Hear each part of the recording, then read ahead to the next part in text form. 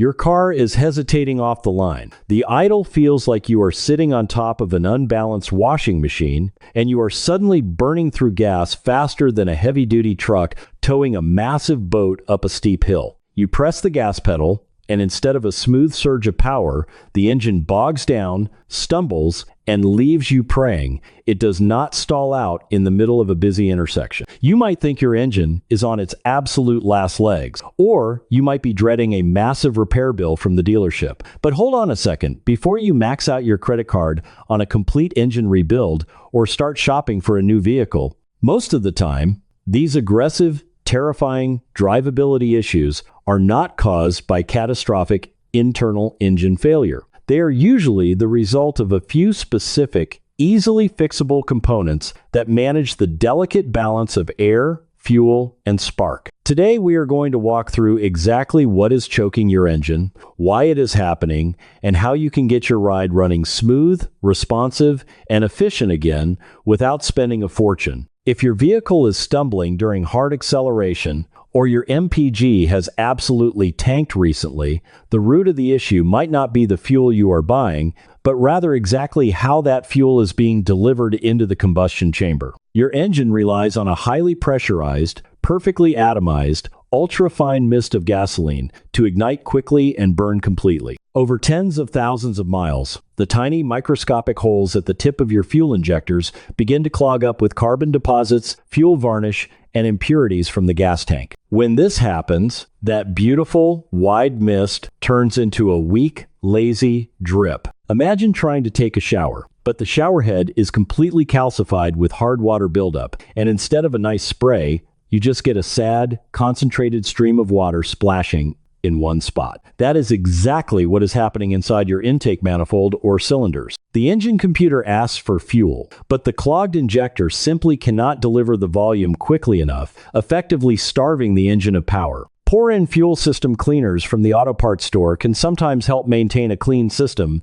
if used regularly, but once those deposits become baked on and stubborn, you are going to need something stronger. You need a pressurized cleaning kit with a potent solvent, or you need to take it to a professional who can hook up a pressurized fuel cleaning system directly to your fuel rail. This process dissolves the rock-hard varnish and restores that crisp, balanced spray pattern your engine was originally designed for. The result is instant. You will feel sharper throttle response, significantly better fuel economy, and a perfectly smooth idle. You do not need to do this service constantly, but treating your injectors to a deep clean every 30,000 miles is a brilliant preventative step that costs a fraction of what replacing entirely dead injectors would run you. Now, before we get our hands dirty, pulling apart the air intake systems and hunting down vacuum leaks, if you are finding these garage tips helpful and want to keep your ride running right, go ahead and hit that subscribe button so you do not miss out on our future DIY fixes. Right after the air filter,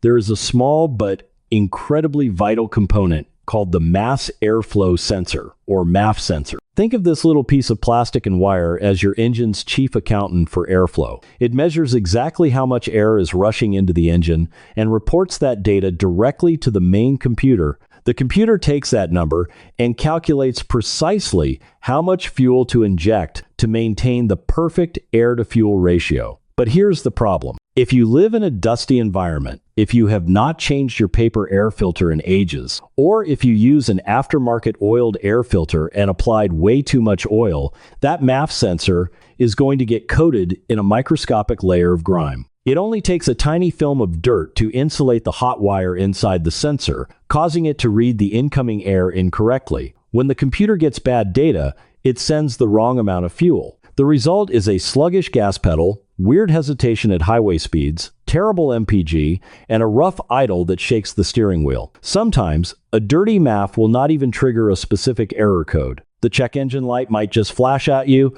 or you might get a generic lean code. The fix here is incredibly simple, but you have to be careful. You must only use a dedicated mass airflow sensor cleaner. Do not ever use brake parts cleaner, carburetor cleaner, or soapy water, as those will melt the delicate plastics and instantly ruin the sensor. Just unplug the wiring harness, unscrew the sensor from the intake tube, and gently spray the wire elements from a few inches away. Do not scrub it with a paper towel or a brush.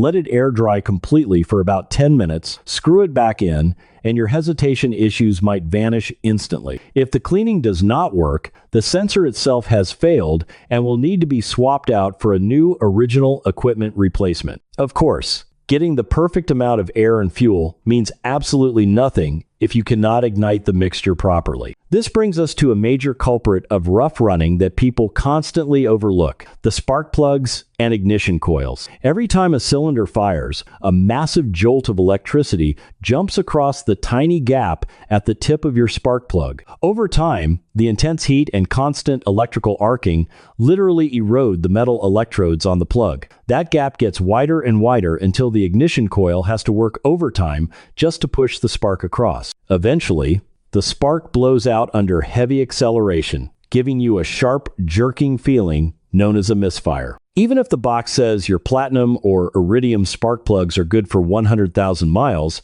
reality is often very different depending on how you drive. Stop-and-go traffic and extreme weather take a toll. Pull your plugs, check the gap, and look for heavy black carbon fouling or white blistered porcelain. While you are in there, inspect the rubber boots on your ignition coils. If they are cracking, drying out, or covered in engine oil from a leaking valve cover gasket, the electrical charge will ground out against the engine block instead of reaching the plug. Replacing old, worn-out spark plugs and tired ignition coils is one of the most satisfying maintenance jobs you can do, and it almost always brings back lost horsepower and restores your miles per gallon to where they should be. Let's shift gears and talk about the maze of rubber tubing under your hood. If you open your door after a long drive and catch a sweet, almost maple syrup-like smell of antifreeze, or maybe a faint, oily gasoline scent, your car is giving you an early warning that a hose is leaking. The engine bay is a brutal environment.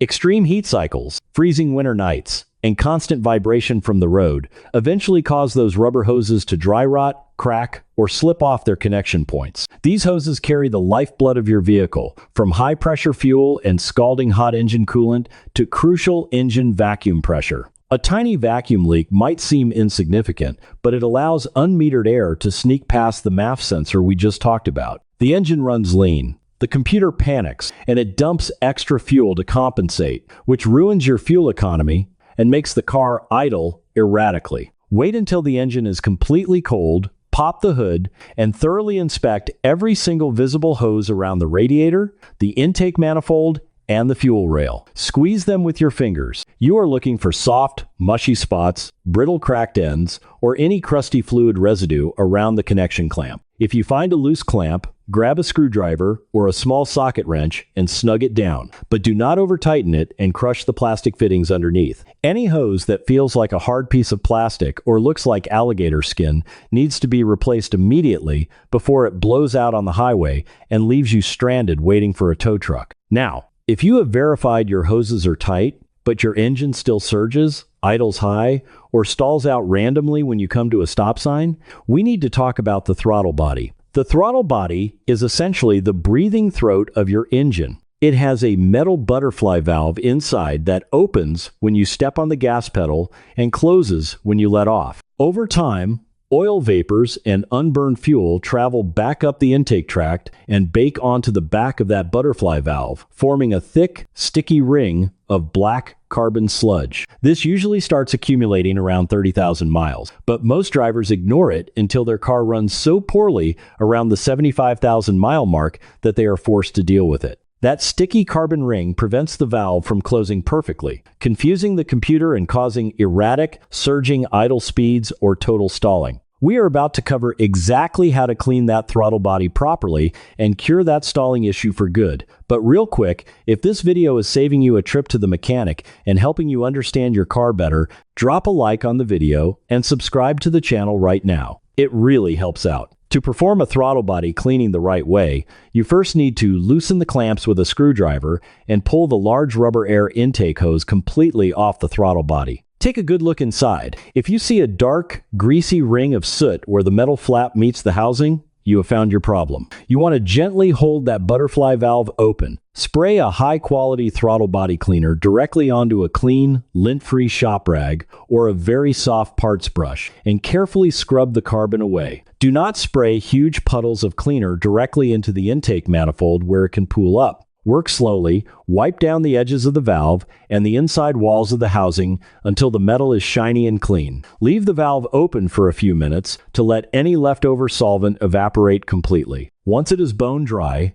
reattach the intake hose, tighten your clamps down securely, and start the engine. It might stumble for just a second as it burns off the remaining fumes, but then it will settle into the smoothest, quietest idle you have heard in years. While we are talking about oil vapors making a mess, we absolutely have to discuss the PCV valve, which stands for Positive Crankcase Ventilation. This is a tiny, inexpensive plastic or metal check valve that usually sits right on top of the valve cover, connected to a rubber hose that runs to the intake manifold. Every time your engine fires, a small amount of explosive gas blows past the piston rings and down into the crankcase. If that pressure is not vented, it will literally blow out your engine's main seals and cause massive oil leaks. The PCV valve takes those blow-by gases and routes them back into the engine to be burned off safely. But because it is dealing with hot oil vapor, this little valve slowly clogs up with thick oil sludge and hard carbon deposits. When the PCV valve gets stuck shut, the engine cannot breathe properly. You will experience terrible fuel economy, sluggish performance, mysterious oil leaks from the valve cover gaskets, and the distinct smell of burning oil under the hood.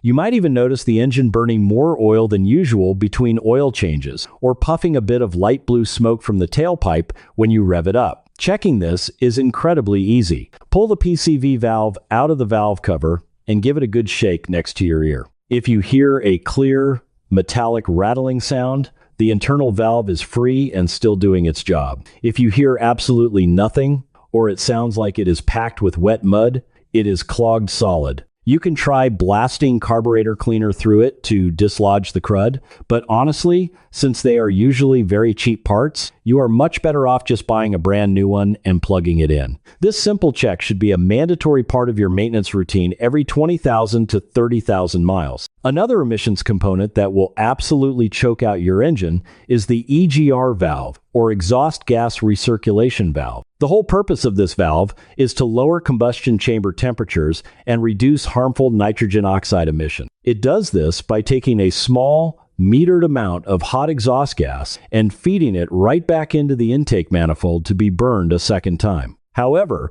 feeding dirty exhaust soot back into your engine has a massive drawback. Over time, those EGR passages become completely packed with hard, crusty carbon. If you take a lot of short trips where the engine never gets fully hot, if you use cheap, low-tier gas, or if you rarely get the car out on the highway to blow the cobwebs out, that carbon buildup happens much faster. Eventually, the EGR valve gets jammed. If a chunk of carbon holds the valve permanently open, your engine will run terribly rough, buck and hesitate under light acceleration, and act like it wants to die at every single red light because it is constantly swallowing a massive vacuum leak of exhaust gas. If it sticks completely closed, the combustion temperatures skyrocket, which can cause engine knocking and pinging. The easiest way to tackle this is to remove the EGR valve, soak the mechanical pintle area with carbon-dissolving cleaner, and carefully scrape away the hardened soot. If the internal diaphragm is torn